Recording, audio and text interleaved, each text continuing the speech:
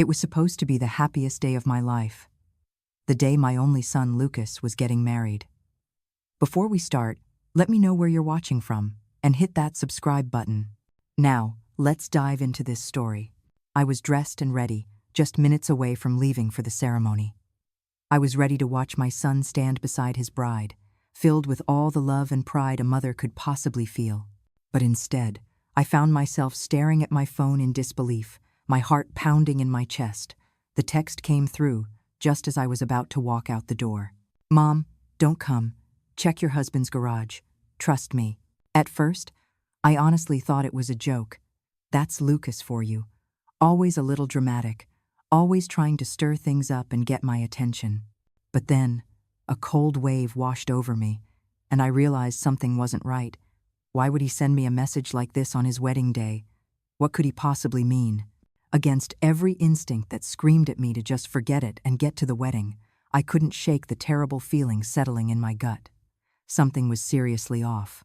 My stomach churned as I rushed downstairs, trying to calm myself. When I pulled open the door to the garage, my heart skipped a beat. There it was, a box. It was sitting there on the floor, carefully placed, almost as if someone had been expecting me to find it. My breath hitched in my throat as I cautiously lifted the lid. Inside, I found a stack of photos, each one more gut-wrenching than the last. There were pictures of Derek, my husband, with Isabel, my daughter-in-law. They were intimate. More than intimate, actually.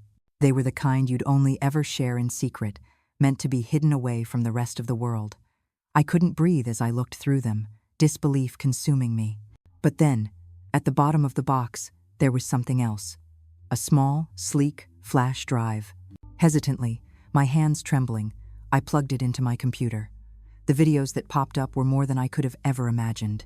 There they were again, Derek and Isabel, in their own world, too close for comfort, caught in the very act of betrayal. I could hardly believe my eyes. Was this real? Was I really seeing what I thought I was seeing? I felt like the ground had been ripped out from under me. My heart pounded, and for a moment, I thought I might collapse right there. But I held on. I couldn't break down yet. I took a deep, shaky breath and steadied myself. With trembling hands, I whispered to myself, trying to process what I had just seen. But before I could fully grapple with the present, my mind raced back, forcing me to remember how all of this had started. A year ago, my life was nothing like it is now. Back then, I was still deep in mourning, grieving the loss of my first husband, Richard. His death had left a hole in me that I wasn't sure would ever be filled. We had been together for over 30 years, built our life together, from the house we lived in to the small, loving family we'd created, and then, in an instant, he was just gone. I wasn't sure how to move forward. I had the money, a hefty inheritance Richard had left me, ensuring I was comfortable. But that didn't come close to filling the emptiness inside me.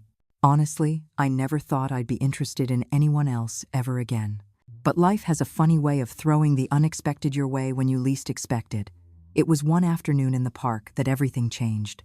Derek was sitting on a bench reading a book. He looked up when I walked past, and there was something in his gaze. A quiet kindness, a shared sadness. He was older than me, maybe in his mid-50s, his hair tinged with silver, and that familiar look of loss in his eyes mirrored my own. We started talking. He told me he had been a widower for a few years. He had lost his wife unexpectedly, and that pain, much like mine, was something that never quite goes away. There was an understanding between us right from the very beginning, something unspoken that made me feel safe, heard, and understood. Derek was gentle, patient. He didn't rush things. Our conversations were long, often stretching late into the night, and after just a few weeks, I realized I was actually looking forward to them. I was smiling again. 6 months after that first meeting in the park, we were married. It all happened so quickly, I know. But with Derek, it just felt right. I was ready to open my heart again, to let someone new in. We built a life together, and for a while, I truly thought that was enough. Derek, who had seemed like the kind of man who cherished the quiet moments and simple pleasures, made me believe in the possibility of love again. At our wedding, Lucas met Isabel for the first time. She was Derek's niece, or so he said. Isabel was in her late 20s, beautiful and poised. She had this undeniable elegance about her, educated, polished, and so very attentive. I immediately liked her. She seemed to fit so perfectly into our lives. Not long after, Lucas and Isabel started spending more and more time together. I honestly thought nothing of it at first. It felt natural. Isabel was young, ambitious, and full of life, and Lucas seemed to genuinely enjoy her company. I liked seeing my son happy again, especially after his difficult breakup with his last girlfriend. Isabel seemed like just the kind of woman I had hoped he would eventually find. 2 months later, they were officially dating. I saw the spark between them, the way they looked at each other, and I couldn't help but smile. It felt like everything was finally falling into place. I thought that maybe, just maybe, my son had finally found the one. Then, less than a year after they started dating, Lucas proposed. Isabel said yes, and suddenly we were planning a wedding. Lucas's wedding. The one I'd been dreaming about since the day he was born. Derek and I were both overjoyed, but I had no idea that in the blink of an eye, everything I thought I knew about my family, about my new life, was about to be turned completely upside down. What I thought was the beginning of a beautiful, new chapter in our lives was actually the beginning of something far, far darker. I was snapped out of the whirlwind of memories by the sudden buzzing of my phone. The vibration felt like a jolt to my already rattled nerves. I glanced at the screen and saw Lucas's name flashing. My heart leaped into my throat as I quickly answered. "Mom, listen to me," Lucas said, his voice tight with urgency. "Don't come. Whatever you do, don't come to the wedding. I need you to check the garage. Trust me." The words hit me like a physical blow. My mind was racing, struggling to understand what in the world was going on. Why was he telling me this? Was something terribly wrong? My body went cold, and for a moment, I couldn't speak. I thought he might just be overwhelmed with the day, nervous about the wedding, but something in the sheer panic in his tone made my blood run cold. "Lucas," I managed to say, struggling desperately to keep my voice steady. "What's going on? Why won't you let me come?" His response came quickly. His words clipped and rushed. "I've suspected Isabel for months, Mom. I hired a private investigator. He confirmed everything yesterday. They're a pair of con artists, Derek and Isabel. They've been playing us this whole time." The world tilted. I barely registered his words at first. My brain was reeling, and the sheer shock of it all left me breathless. How could this possibly be true? How could Derek, my husband, the man I had trusted, be involved in something so vile, and Isabel, my own daughter-in-law?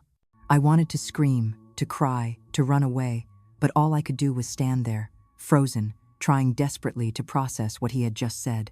"I don't know what to do," I whispered, feeling tears start to gather in my eyes. I can't believe this, Lucas." He was quiet for a moment, then spoke again, his voice firmer now. "You need to get out of there, Mom. I'm on my way, and I've already called the police. But you have to stay calm. Don't do anything yet. Just stay safe." I wanted to ask him a million questions. To demand to know how this all started, how he knew, why no one told me sooner. But I couldn't. I couldn't handle any more information. The weight of the betrayal was too much.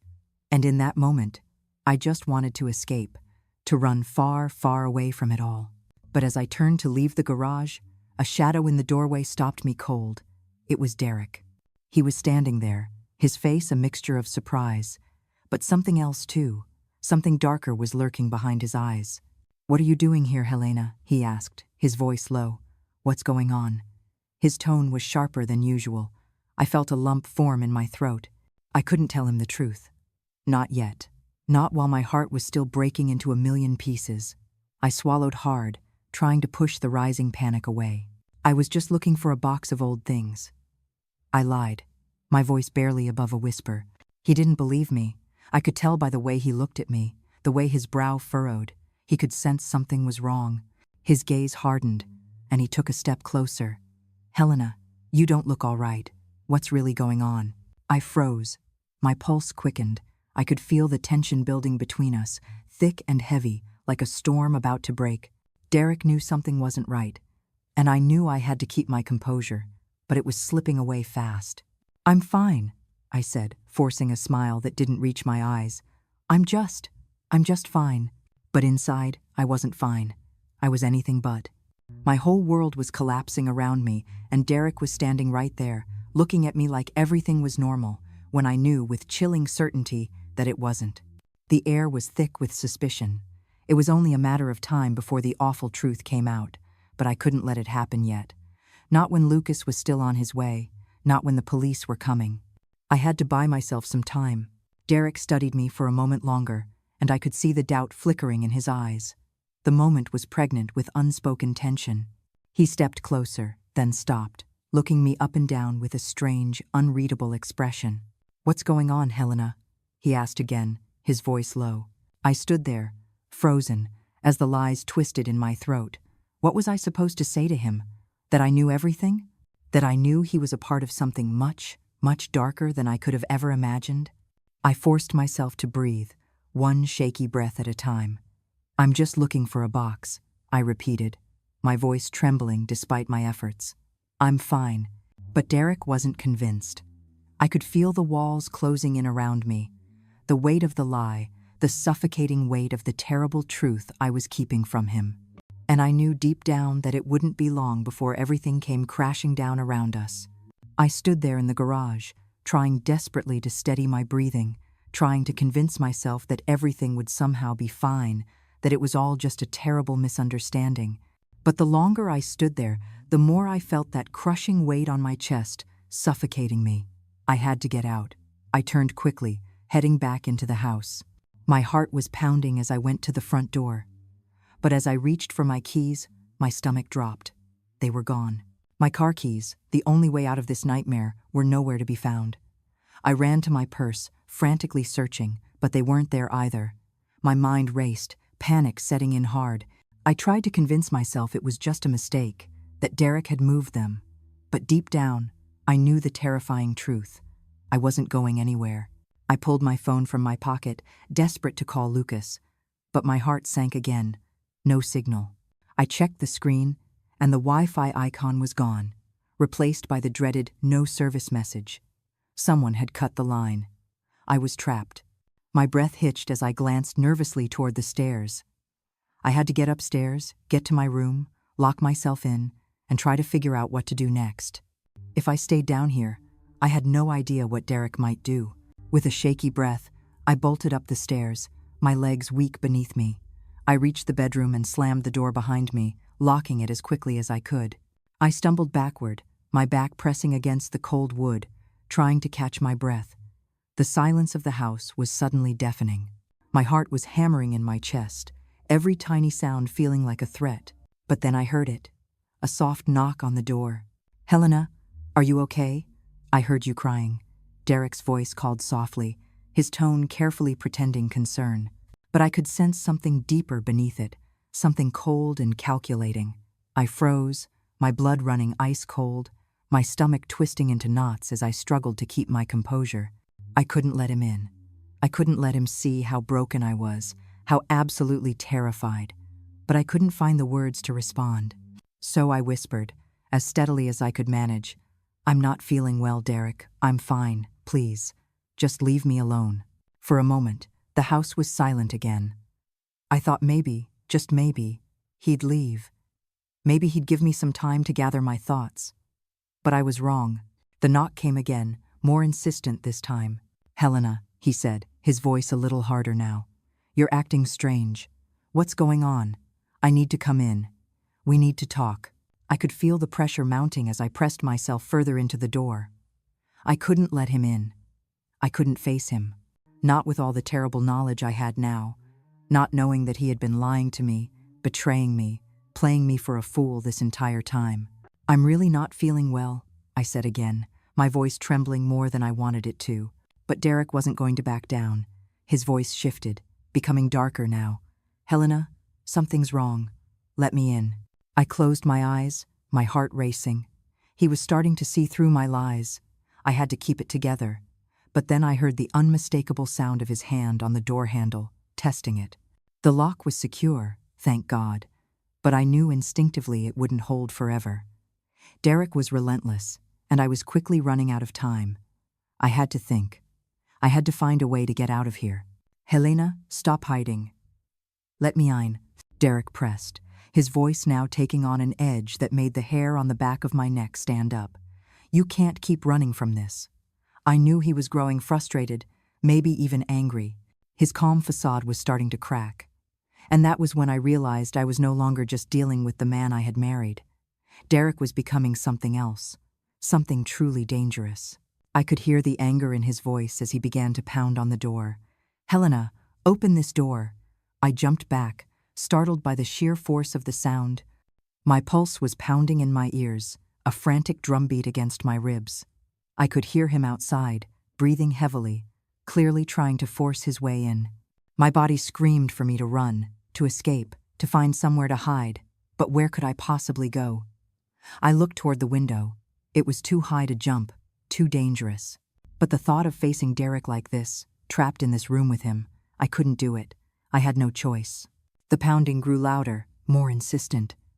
"Helena," Derek shouted, his voice now filled with angry demand. "You can't hide from this forever." I took one last, desperate breath, my mind racing, trying to find a solution. And then, as the pounding continued, I knew I had to make a choice. But the question remained, what was I going to do? The pounding on the door didn't stop. Each strike sent a fresh jolt of terror through my already fragile state, and every time I heard Derek's voice, I could feel the panic rising higher in my chest. He was relentless. There was no escaping him here. I glanced around the room, frantically searching for something, anything, to help me hold the door shut. My eyes landed on a small dresser in the corner, its wood sturdy enough, I hoped, to slow him down for a moment. Without thinking, I shoved it toward the door, trying to wedge it between the handle and the frame. The sound of the furniture scraping across the floor echoed through the terrifying silence, and I winced, praying it was enough to keep him from getting in. I took a step back, my chest heaving. My breath was coming in short, panicked gasps, but I had to stay calm. I couldn't let him in. Not now. Not when I knew what he'd done. The pounding stopped for a moment. I thought maybe, finally, he was giving up. But then his voice came through the door again, softer now, almost too calm. "Helena, what's going on?" he asked, his tone sounding concerned, but I could still hear the chilling edge in his voice. "Why are you acting like this? What did you find? Why are you hiding from me?" I froze. My heart pounded in my chest as his words hit me like a punch to the gut. He was starting to catch on. He knew something was terribly wrong, but what could I possibly say? How could I even begin to explain the lies, the betrayal, everything that had just shattered my life in the last few hours? "Just let me in, Helena. I can explain everything," Derek continued, his voice growing more insistent, more manipulative now. "I promise you, whatever you think you've found, it's not what it seems. We can fix this." I felt sick to my stomach. His words were poison, carefully designed to make me doubt myself, but I couldn't let them seep into my mind. Not now. I had to be stronger than that. I tried to reach for my phone, my lifeline, but the terrible truth hit me like a slap in the face. My phone was still downstairs, somewhere in the living room, just out of reach. I cursed under my breath. I needed help, and I had absolutely no way to call for it. Desperation clawed at my throat as I pushed myself against the door, willing the dresser to hold strong. But Derek didn't stop. He wasn't going to give up so easily. "What's going on, Helena? Why are you so strange with me? What did you find?"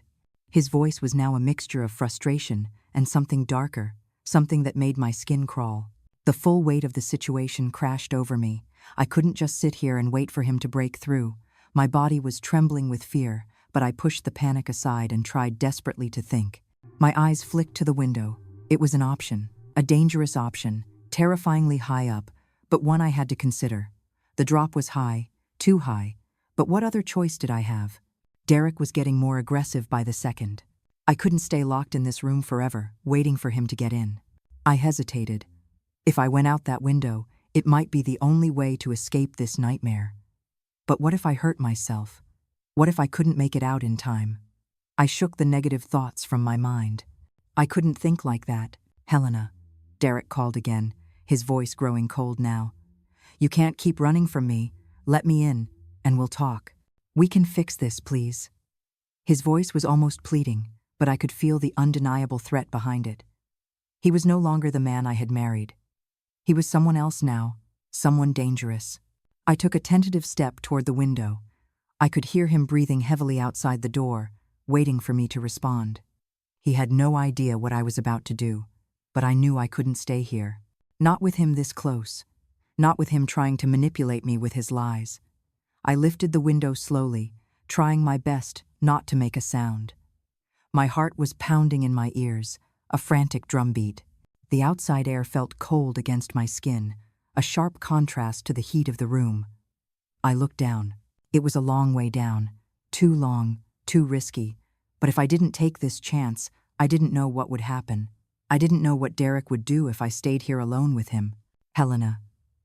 Derek's voice cut through the silence again, softer now, almost a whisper. I'm not leaving until you talk to me. Don't make this harder than it has to be. His voice carried an edge of something even more dangerous now, a warning that made my stomach churn. But I couldn't listen to him anymore. I couldn't afford to let him take control. I took a deep, bracing breath, trying to steady my shaking hands. I barely had time to process my own fear before the terrible sound of splintering wood echoed through the room. Derek was no longer just trying to force the door open. He was determined to get in. I spun around, my heart racing, as the door shook violently under the force of his attempts. The dresser I'd pushed against it earlier was no match for his fury. With one final, deafening crack, the door gave way, splintering down the middle. Derek's silhouette filled the doorway, and the cold, calculating look in his eyes sent a chill straight to my bones. I took a step back, panic flooding my veins. This was it. There was no escaping now. He was here, and there was no hiding from the truth anymore. Derek didn't enter right away. He stood in the doorway for a moment, his chest rising and falling with heavy breaths. I could see the rage simmering in his eyes, the anger boiling just beneath the surface. His jaw was clenched, but he still tried his best to play it cool, to regain control. Helena, he said softly, almost as if he were trying to coax me into something. You don't need to do this. You're making a mistake. Just let me explain, please. I shook my head, my hands trembling as I backed up further into the room. The sheer chaos of the moment was too much for me to handle. I couldn't breathe, couldn't think clearly. All I could focus on was the man standing in front of me.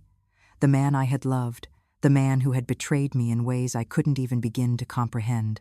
But then, something inside me snapped. I wasn't going to just sit here and let him manipulate me anymore. I grabbed the stack of photos from the bed, the damning evidence of his affair with Isabel. Without a word, I threw them in his face, the pictures scattering across the floor between us. They were sharp, undeniable truths, each one a harsh reminder of the cruel deception that had shattered my world.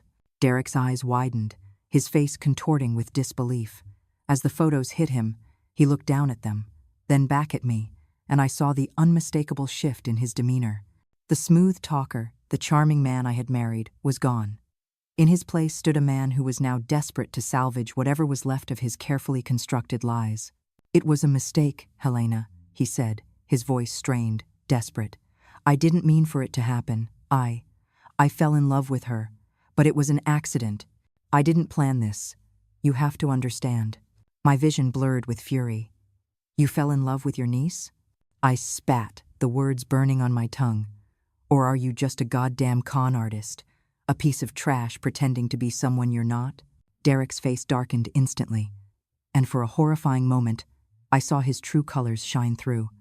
He wasn't the man I had married. He wasn't the man I had trusted. He was something far, far worse. You don't understand, Helena, he said through gritted teeth, taking a step toward me. I was just doing what I had to do. You never gave me the love I needed. You never gave me everything I wanted. Isabel. Shut up, I screamed, taking a step back, the anger rising in me like a tidal wave. I couldn't believe what I was hearing. You ruined everything. You ruined me. You've been lying to me, to Lucas, to everyone. Derek's eyes flared with something truly dangerous. The facade cracked completely, revealing the monster beneath. And in that moment, I realized there was absolutely nothing left of the man I once knew. He lunged at me. I didn't think. I acted purely on instinct. The lamp on the nightstand was the closest thing within reach. I grabbed it and swung it toward him with every ounce of strength I had. The glass shattered against his head, and he stumbled back, momentarily stunned. He hit the floor hard, his hands reaching for his head as blood began to stain his shirt. He groaned, his face twisted in pain and fury. I didn't wait for him to recover. I bolted for the door, my heart in my throat. I remembered my phone was downstairs. I ran out of the room, down the stairs, my hands shaking uncontrollably. I found my phone where I'd left it on the living room table, unlocked it, and dialed 911. "Send the police now. He's in the house. He's attacking me," I gasped, barely able to get the words out through my ragged breath. I hung up quickly, my heart still racing, and ran toward the front door. The sound of Derek groaning in the background from upstairs pushed me faster. But I didn't stop. I couldn't. I had to get out. I ran out the door, slamming it shut behind me and locking it. My hands were shaking violently as I turned the key in the lock, the finality of the action sinking in. I was outside. I was free, at least from the immediate threat inside. I could hear Derek shouting from inside the house, but it didn't matter. I wasn't going to let him control me anymore. He had taken everything from me, my trust, my love, my sense of security, and now he was finally going to face the consequences of his actions.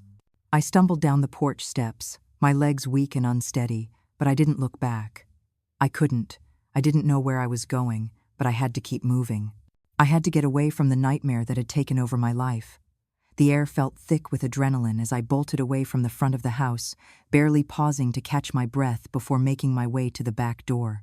The sound of Derek's enraged shouting echoed through the house, but I didn't stop. I couldn't. I wasn't sure where I was going, but I had to get out. I had to get away from him before he regained his senses and came after me again. I reached the back gate, pulling it open with shaking hands, and sprinted down the alley behind the house. My car was parked a few blocks away, and I didn't waste a second as I scrambled into it and slammed the door shut. My fingers fumbled with the keys as I tried to start the engine, but I finally got it going.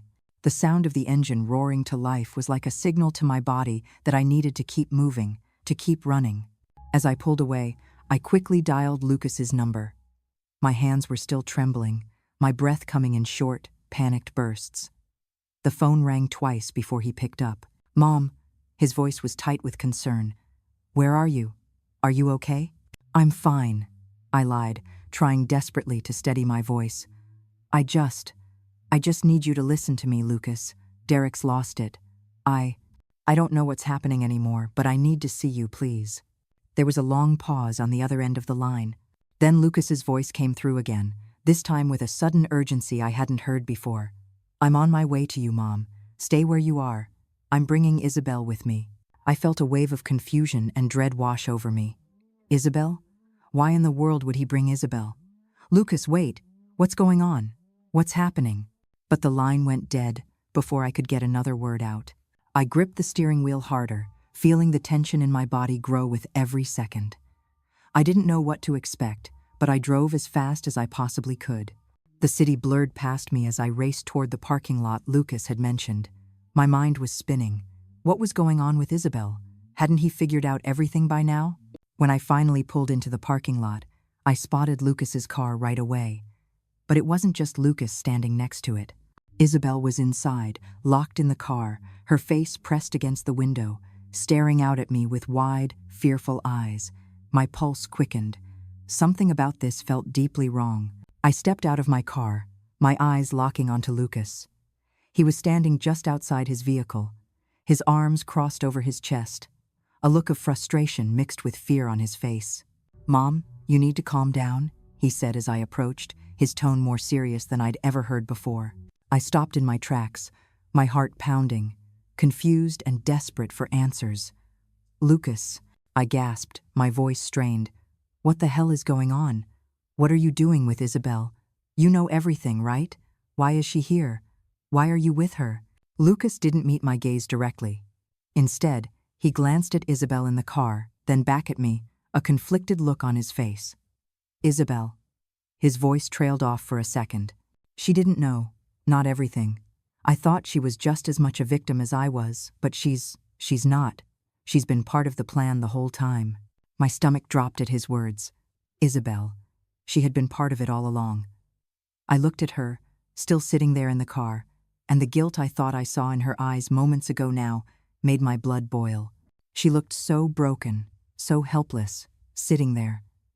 But then I realized something truly terrifying. She wasn't the innocent girl I thought she was. She had lied. She had betrayed us all. She knows what Derek's been doing, Mom. She knew about everything, Lucas continued, his voice heavy with disappointment and pain. But she's scared too. She didn't want to be involved anymore. But now it's too late. I could see the deep pain in Lucas's eyes. He was clearly torn, struggling with the crushing weight of this truth. But that didn't change the fact that Isabel was a part of this mess. She had been lying to us from the very start. "Isabel?" I said sharply, walking toward the car. I bent down to look at her through the window. Her eyes met mine, but there was no remorse there, only fear. Fear of Derek. Fear of what was coming next. "Get out of the car, Isabel," I demanded. "Now." She hesitated for a moment, her face pale. But then, with shaking hands, she unlocked the door and slowly stepped out. I could see tears welling up in her eyes, but I wasn't sure if they were for me, for herself, or for all the terrible lies she had told. Lucas stepped forward, placing a gentle hand on her arm, trying to offer some comfort, but I could see he was still trying to figure out what to believe, what to do. He wanted answers too, just like I did. "What the hell is happening, Lucas?" I asked again, my voice strained, nearing a breaking point. "Why didn't you tell me any of this sooner? Why didn't you warn me?" "I didn't know how to tell you, Mom," he confessed, his voice filled with pain. "I didn't know how to tell you that Isabel was involved. I didn't want to believe it. I didn't want to believe that Derek and Isabel were using us, using me." I turned my gaze back to Isabel, my face hardening as I looked at her. "And you were in on it all along. You pretended to be the sweet, innocent girl, but you were just as bad as Derek. You betrayed Lucas. You betrayed me."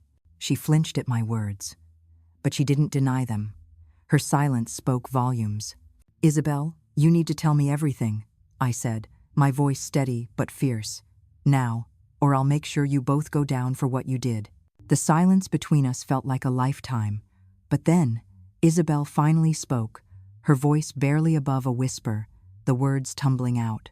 Derek's been planning this for years," she admitted, her gaze fixed on the ground. "We were going to take everything, the money, the trust, everything. But then I started to feel guilty. I couldn't do it anymore. But I didn't know how to get out." I turned to Lucas, my heart breaking for him all over again. He was staring at Isabel, his face a mixture of disbelief and raw anger. "I can't believe this," he said quietly, almost to himself. "I can't believe this is happening." Lucas reached into his jacket pocket and pulled out his phone. He was still clearly reeling from everything, his face a mixture of confusion and anger. His fingers were trembling slightly as he unlocked the screen, scrolling through the messages the private investigator had sent him. "Look at this, Mom," Lucas said, his voice quiet, almost as if he was still processing the horrific truth. He handed me the phone, the screen filled with a series of text messages and images that were too much to ignore. My stomach twisted into knots as I began to read. The messages contained detailed reports from the private investigator he had hired.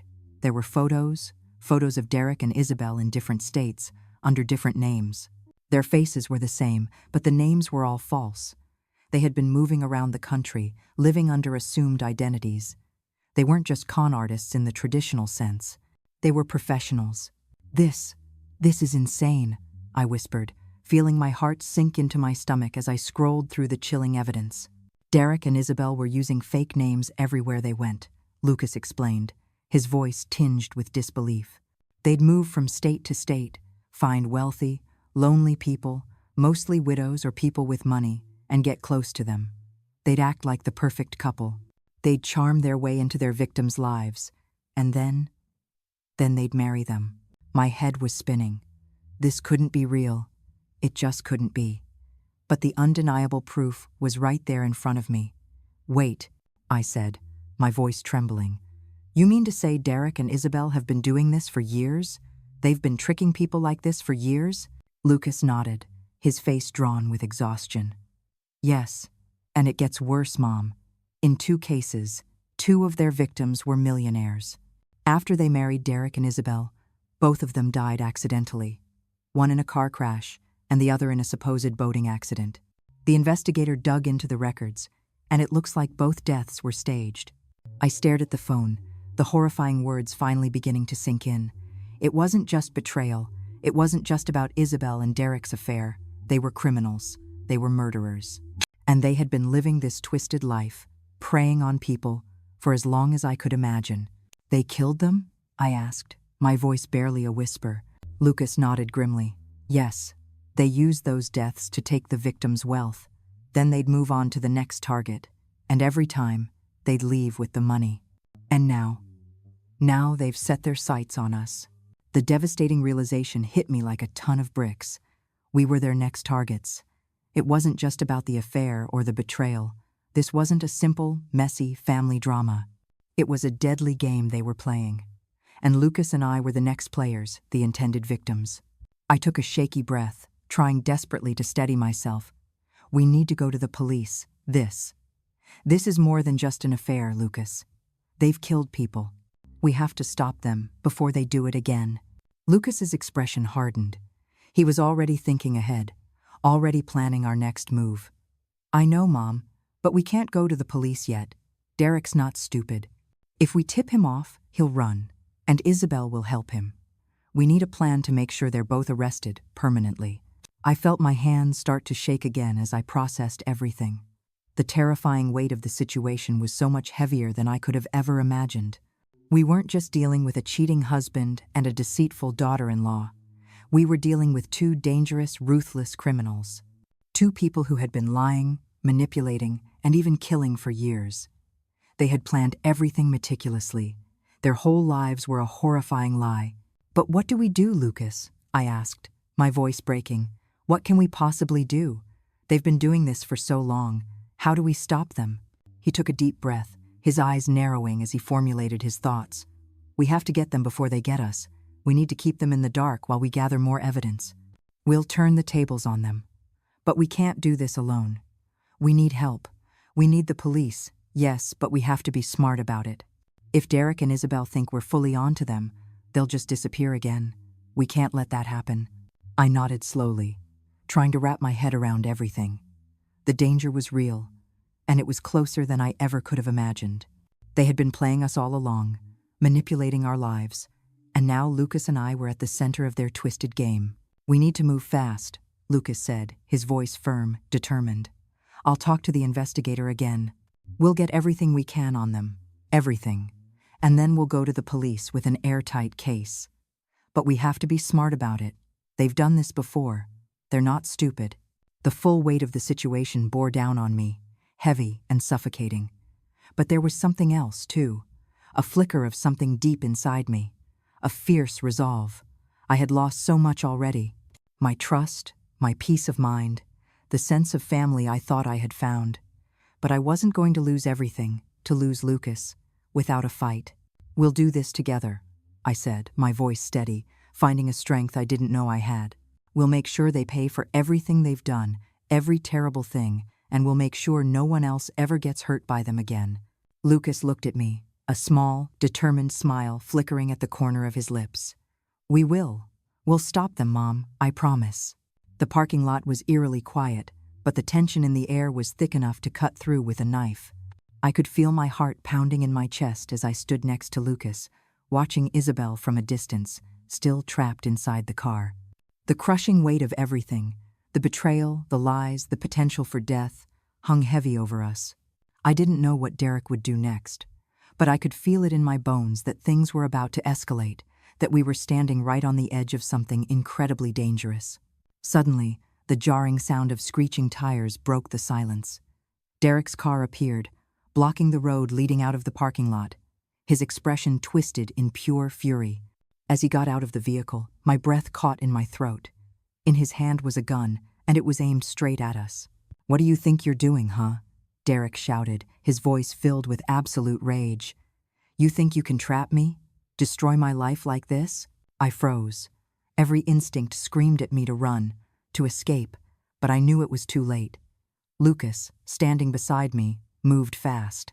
His body instinctively positioned itself between me and Derek, a silent promise of protection. I could see the fierce resolve in his eyes, even though his face was pale with fear. "You're not getting away with this, Derek," Lucas said, his voice sharp, unwavering.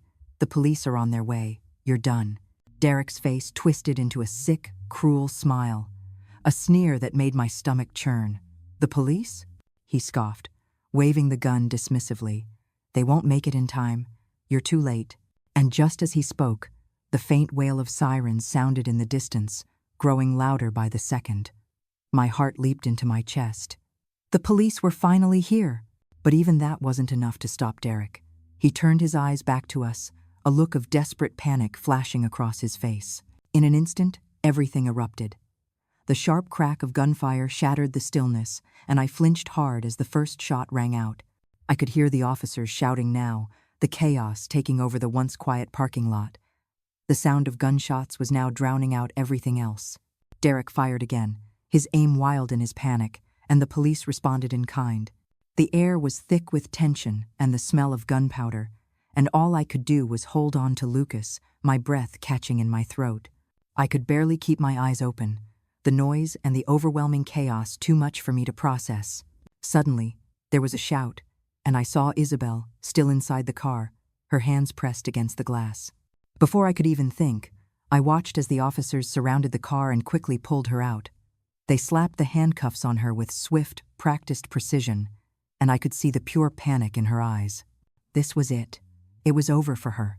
But the danger wasn't over for us. Derek, realizing he'd lost control of the situation, turned sharply on his heels and dashed back to his car. I watched, helpless, as he slid behind the wheel, his hands shaking with anger, and started the engine. He wasn't going to give up that easily. He was still desperately trying to escape. "Mom, we need to stay down," Lucas yelled, pulling me roughly to the side as I watched Derek's car race toward the exit of the parking lot. But it was too late. Derek was gone.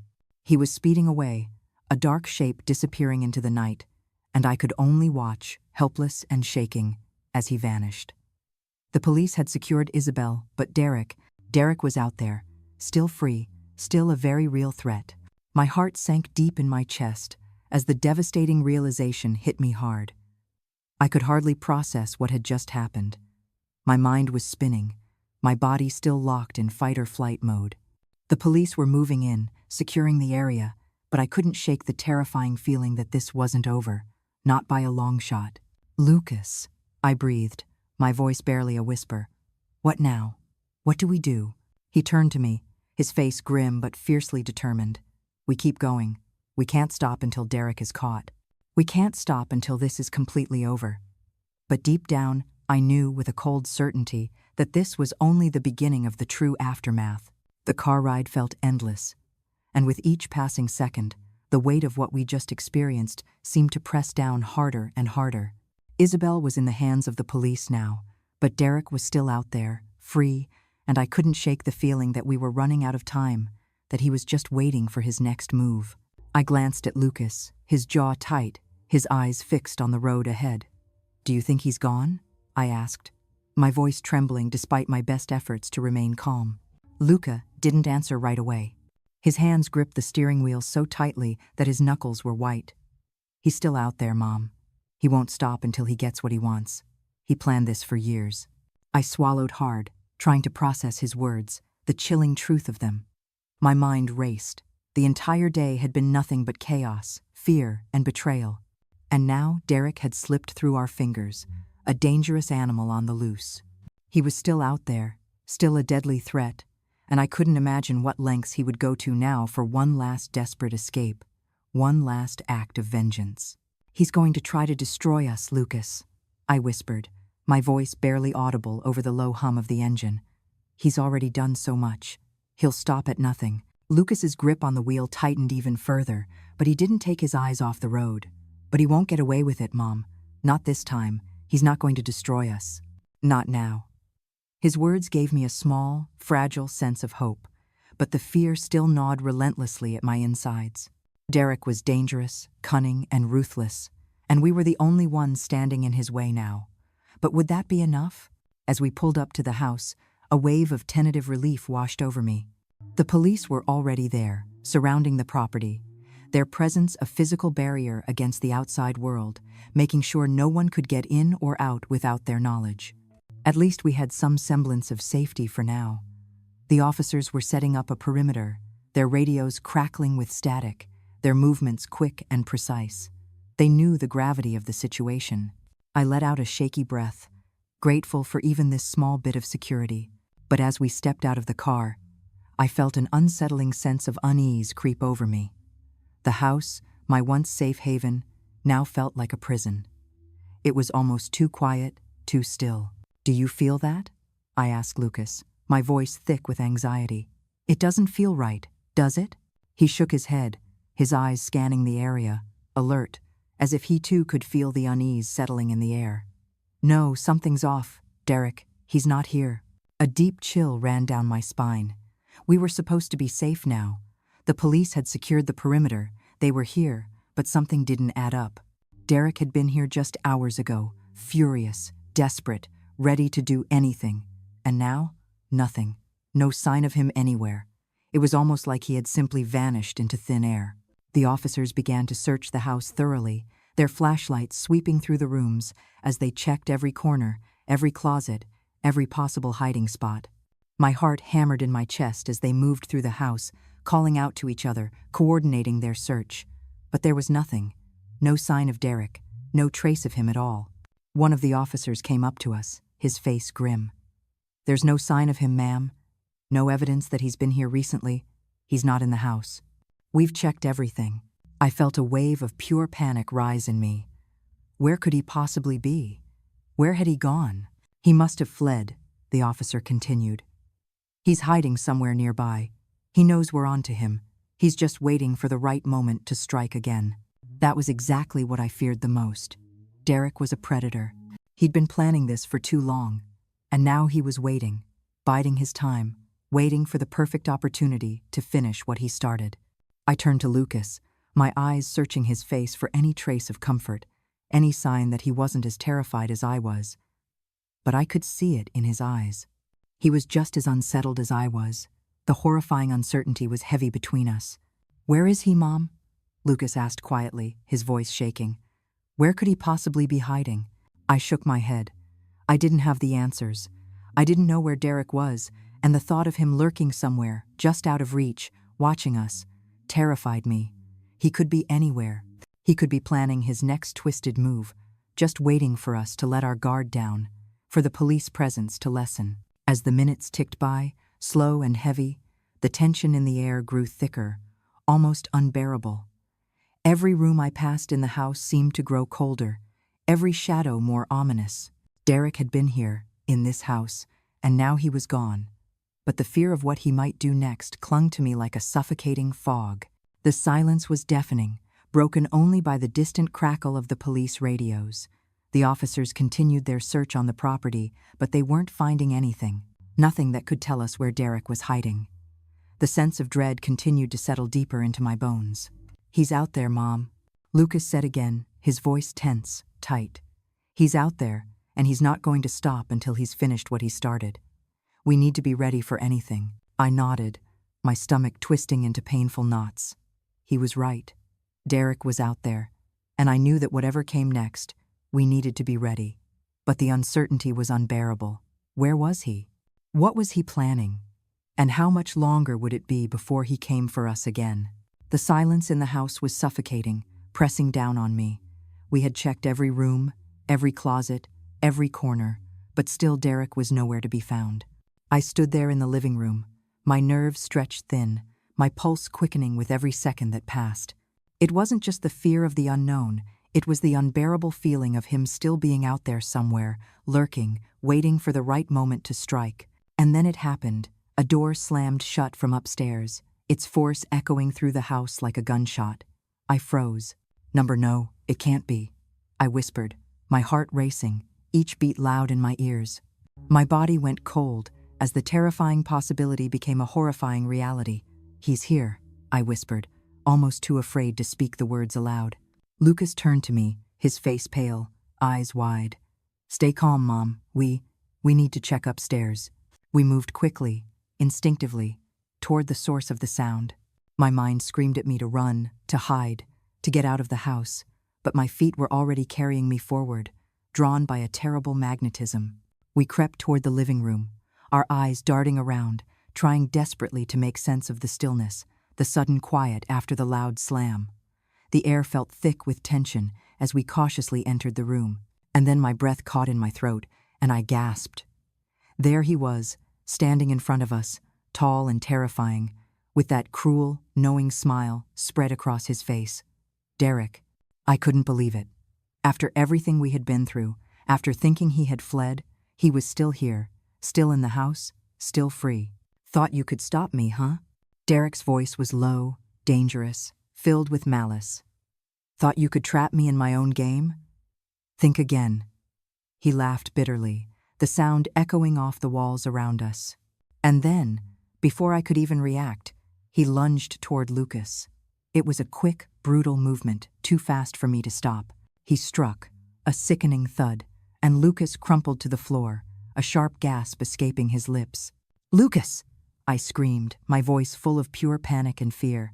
I rushed toward his side, but before I could even reach him, Derek shoved me back with such force that I stumbled, falling backward, almost losing my balance completely. His eyes were wild now, filled with raw rage, and something truly darker than I had ever seen. He was no longer the man I had married. This was something else. Something completely unrecognizable. A monster in human form.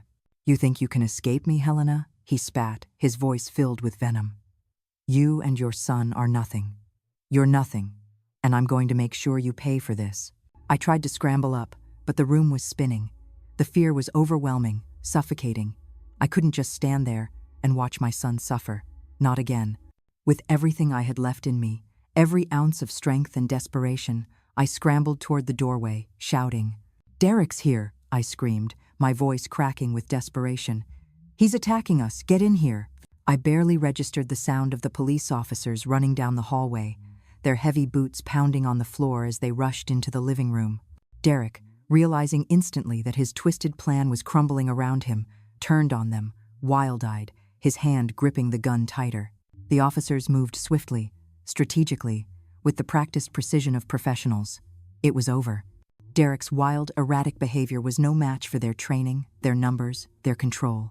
Within moments, they had him on the floor, his gun skidding across the room as he struggled violently beneath the weight of their bodies, pinned down. "You're not getting away this time, Derek," one of the officers said firmly, his voice cold, unwavering. "This ends now." Derek's fury only intensified.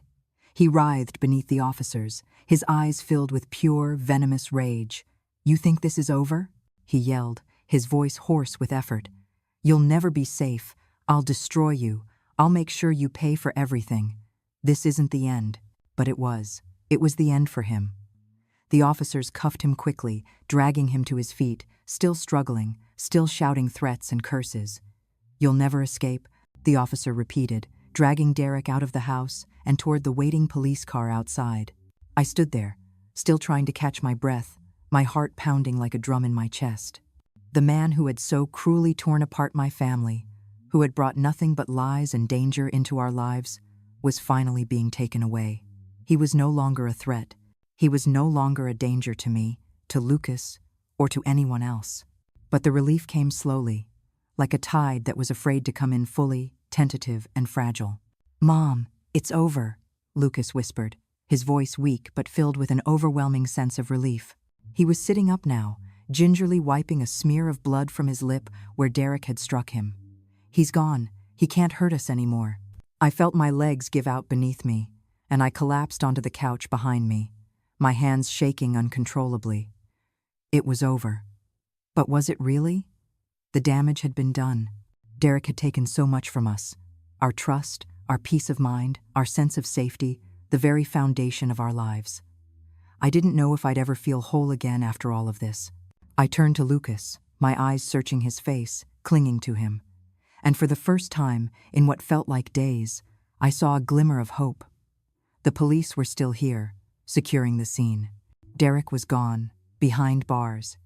And maybe, just maybe, We could begin the long, difficult process of rebuilding what he had so cruelly destroyed. "Now we can start over, Lucas," I whispered, my voice barely audible, thick with emotion. "Now we can find our peace again." He nodded, but I could still see the deep pain in his eyes, the lingering fear that clung to him like a shadow we couldn't yet shake off. It would take time, it would take healing. But with Derek finally behind bars, we had a chance. A real chance. A chance to heal. A chance to rebuild our lives piece by piece. As the sound of the sirens faded into the distance, and the night finally began to settle, quiet and still, I couldn't help but feel that, for the first time in a long, long time, we were going to be okay. It was the brutal, devastating end of one chapter, but it was also, finally, the beginning of a new one. A chapter where we would finally be free from the darkness he had brought into our lives. Thanks for listening. Don't forget to subscribe and feel free to share your story in the comments. Your voice matters.